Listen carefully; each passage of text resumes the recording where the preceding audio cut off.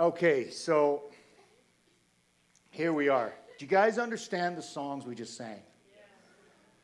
There's power in the songs that we sang. There's strength. There's hope.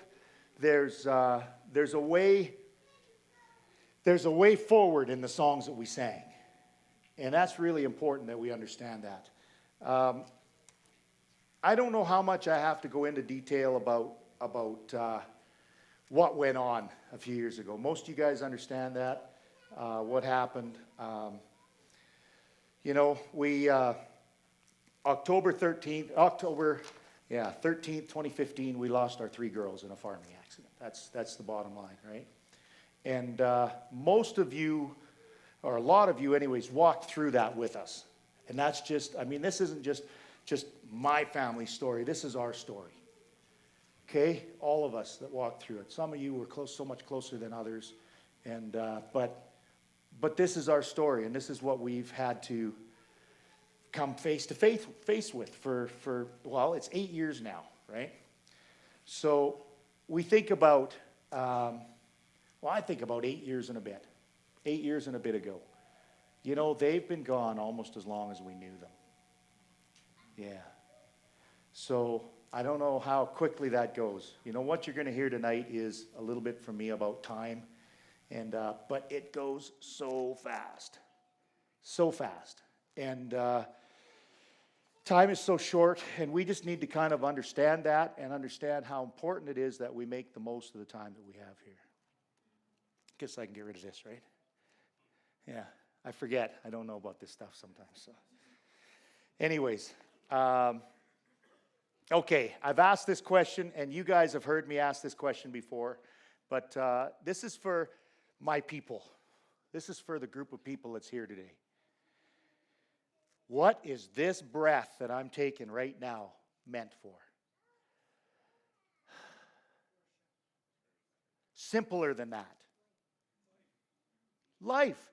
It's meant to get me where? To the next breath. That's it.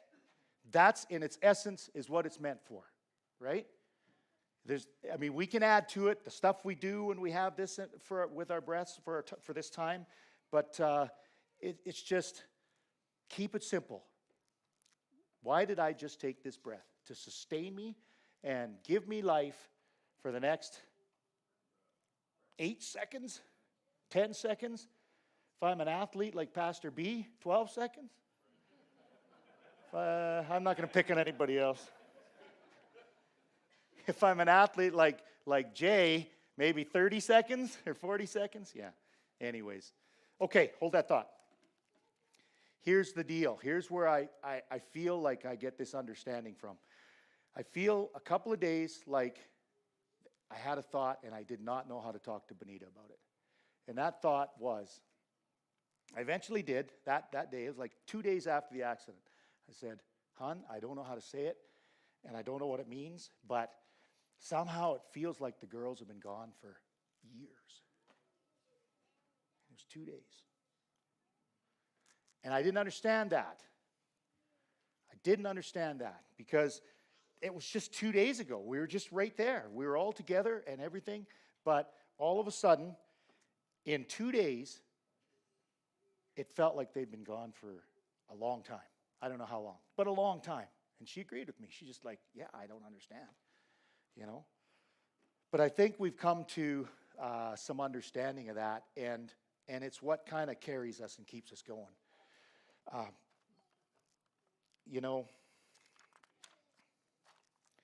The sole purpose for this breath is to get me to the next breath, to sustain life for right now, right? How many more? Which one am I promised? How many breaths am I promised right now? 1. You're not promised one more breath. You're not promised the next one. So how valuable is this breath that I'm taking right now? It's pretty valuable. What we do with it, that's our choice, right? What we do with it makes all the difference in life, okay? So the next one is never guaranteed. All the other ones are gone. Can't do anything about those. It's just this one right here.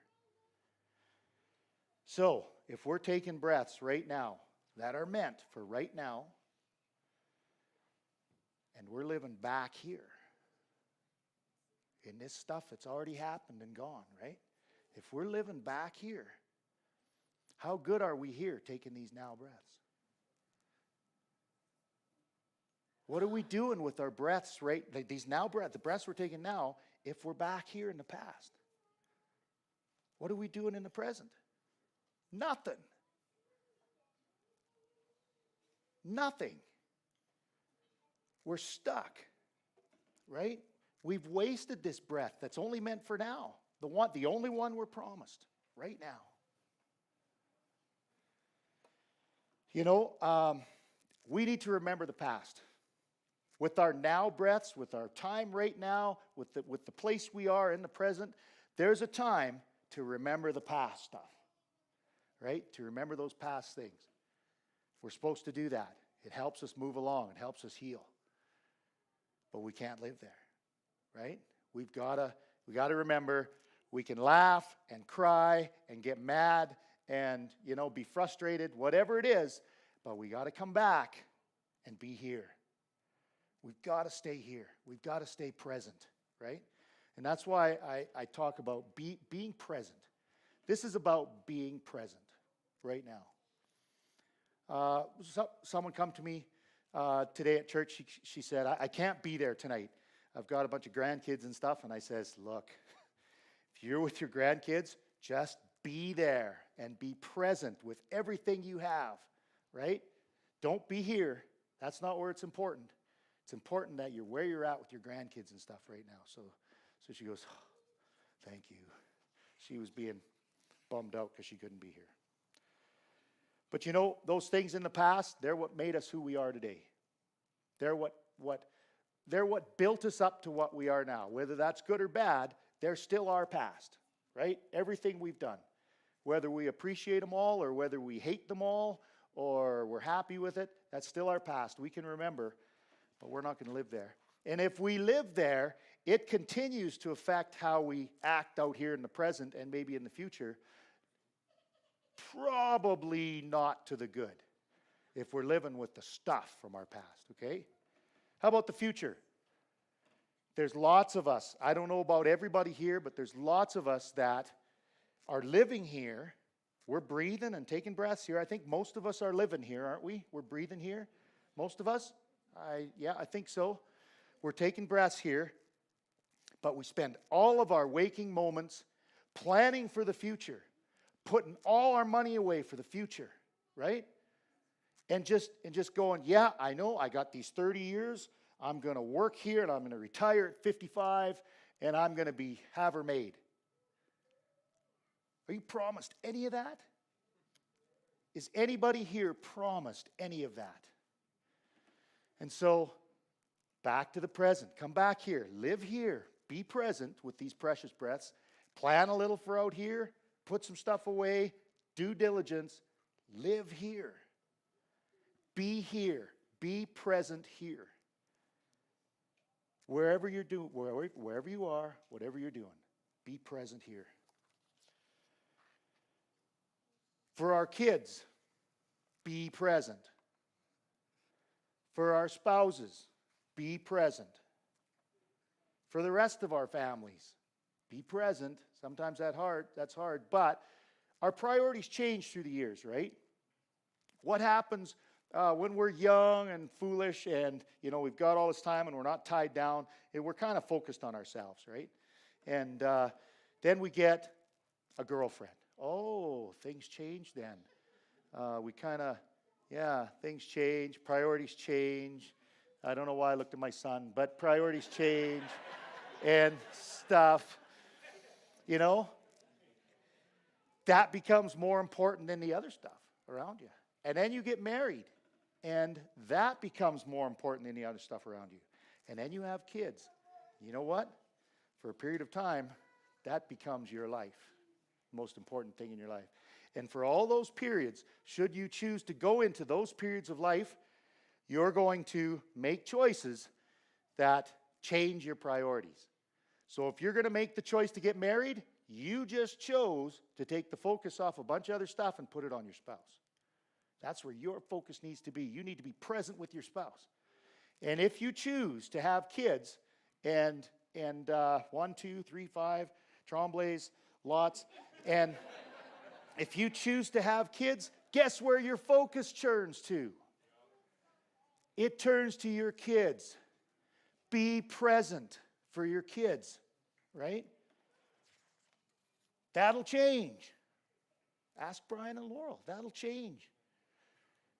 It's not the kids anymore, it's the grandkids. I know, but that's where you're at, right?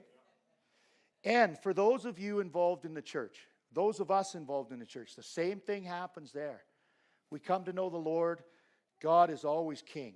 God is always our Lord and the number one thing in our lives. But being involved in the church, sometimes you can't juggle all the balls. Sometimes you've got to just set some church stuff aside for that family.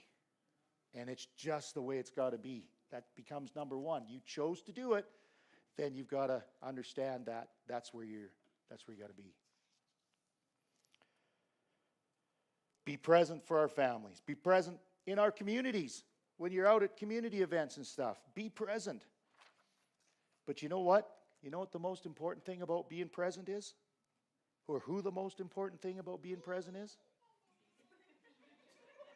Ourselves. What's she thinking? She's thinking about herself. But you know what? Being present is a big deal for our own sake too. Be present, remember the past, but be present. Be present, plan for the future, be present. Every time we take another breath, we're given a gift. One that's not promised. So we get it, that's the gift. And we take that for granted. And we're not going to remember that every breath is a gift. But I've talked to some people, like I spoke at Crossroads before Christmas, and a fella come up to me and he goes, "You talking about the breath's a big deal. I got asthma. And every breath I take hurts." And so he goes, "So what you said is very, very important to me," right? Because it is life and death for him physically. It is for us too. When Katie and Jana and Dara stopped taking breaths, they stopped being present with us. That's really what it comes down to. They stopped being present right here with us. How long did it take? How quickly did it happen that when they stopped taking breaths and they stopped renewing relationship, that they fell out of our lives, right? It happens really quickly when we do not renew our presence.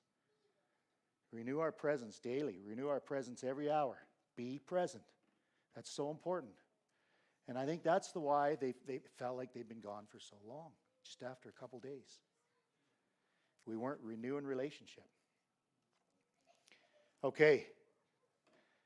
What happens when we take a couple of days or a week or two or a month without renewing relationship with Jesus? What happens then?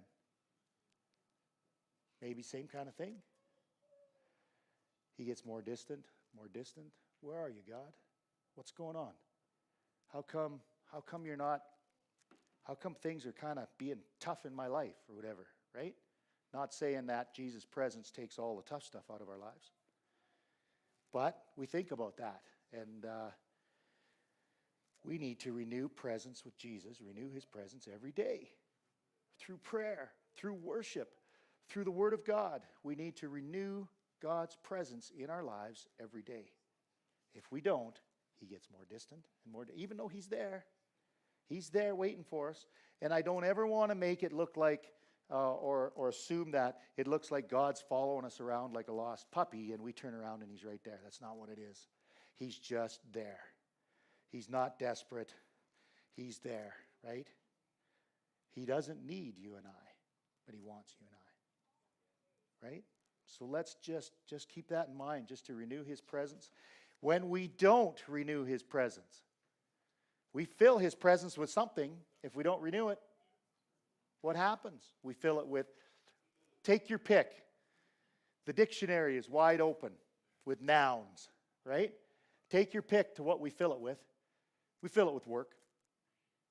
Fill it with golf. Fill it with TV. We fill it with, oh, yeah, no, that's the easy stuff to talk about. We fill it with sports. We fill it with exercise. We fill it with bingo. We fill it with drugs and alcoholism and sex and everything else. And we become completely self-reliant because we're not renewing his presence in our lives. And so there's just not a bunch of scriptures in this. I really believe the Lord's just shown me this, and I'm just relaying that on. It's what's helped us to walk things out, is to be present. When you're tired, when you're exhausted, when you've worked a 14-hour on shift and you come home and there's people demanding your presence, hey, that's the choice we've made. Be present. Be present in those lives. Got to be present.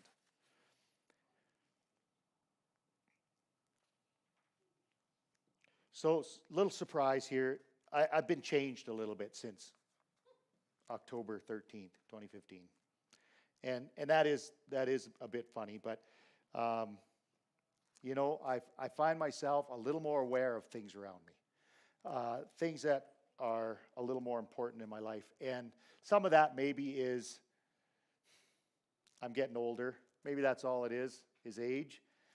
Wish I knew the things I know now when I was 17 in school. School would have been a better place, I'll tell you that, for everybody, not just me. It would have been better. Yeah. And I think we probably always do that, always say that. We were talking, Pastor Brian and I were at a men's breakfast yesterday, and we were talking to an old friend of ours that grew up here in this community, and I won't say who it was, but he was talking about just all the regrets and the stuff in the past. And I've been trying to remember what you said about the stuff stacking up, the regrets and things stacking up and weighing us down. The woulda, coulda, shoulda, stacking up. They're stacking up on us, right? And I'm sure that we all have that. When I look around, oh yeah, you guys got that. No, I'm not judging or anything. I just know what I have, right? And I don't think everybody here is a bunch different than me. But I felt like when we were talking there that, yeah, we got all that stuff, but when we get turned around and we come to the Lord, that stuff's there, right? It's all there. I felt like we just got to step over on another set of tracks and start going. Take another step, right? Just get on another side, get on another main track. That stuff's on the other track, right? And we move on. And we can't let that stuff weigh us down. Oh, time is precious. I find myself very aware of time. My next breath is not a given. I understand that. It happens so quick. Dad drove out to our place after being with Mary, and he drove out to our place that last evening, and we sat down and visited a bit, and he went to bed, and we were still visiting, and he gets back up. He gets out of bed, and he comes out. I think we cooked some popcorn. And he comes out, he pokes his head out the hallway, and he goes, I smell popcorn. You know, I think it was popcorn, wasn't it? We had popcorn. And, do you want some popcorn? No. But I'll come out and visit a little bit. He come out and visit a little bit more, and it was the last evening we had with him. And that night, in the middle of the night, he had his stroke. And he was a couple days, and he was gone. Right? Time is so important. You know, I've been talking about this, and I never thought about it tonight, you know. I look back, and I remember the past, and I laugh, and I'm frustrated with the bad memories, like, you know, the woulda, coulda, shouldas and all that stuff. The bad memories I look back on with my kids, and I go, you know what? I probably caused most of those myself, but at least the ones I feel bad about, right? But I come back here, and I've got to live out here. You know, I plan for a future, and I'm not going to live in that future. Don't know what's coming, but I plan for a future with Bonita and Caleb and the farm and maybe a daughter-in-law. I don't know how that works. This is what I've been talking about, so I'm just going to keep saying it. And maybe grandkids. I don't know, but I don't live there. Right? So sorry to embarrass you if I embarrass you guys at all. But It is what it is. It's the future. It's the possible future that's out there, right? None of it's promised. I live the best I can while in the present, right? When I go to hockey games, and I cheer Caleb on, and I go to volleyball and basketball games and cheer him on. I remember the girls' volleyball team was talking with Caleb, and they're like, "Your dad is really loud. Is he cheering us or is he mad at us?" Like, no, I think he's cheering you on. I think so. Because I just want to be present, and I know how much presence changes the atmosphere. I know how much that is. And if you're playing in a quiet gym and there's no cheering going on, it's weird. But when you got cheering going on and you do something right and people cheer for you, it just picks you up off the floor, right? So I want to be present. I want to be one of those ones picking people up, right? I love to go camping, family, friends, and I see my camping friends here, and quadding and side by side and then hunting and fishing. And I love to play my guitar and sing around the campfire. And you know what? It doesn't really matter what we're singing around the campfire, because it's pretty much the same as worship here, because I'm not entertaining. We're all singing together. And that's what a campfire is about. We're all singing together, right? Not much about the entertaining thing. I'm more about the let's do it together thing. I worship a great God who loves me, and I do that with all my heart and with all I can. And you know, that looks different for everybody here. You know, I remember Laurel's dad, and he was worshiping with all his heart. Although he wasn't waving his hands around and stuff, he was pretty serious.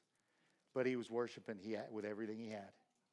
And I know that. I know that he just loved to be in the presence of the Lord.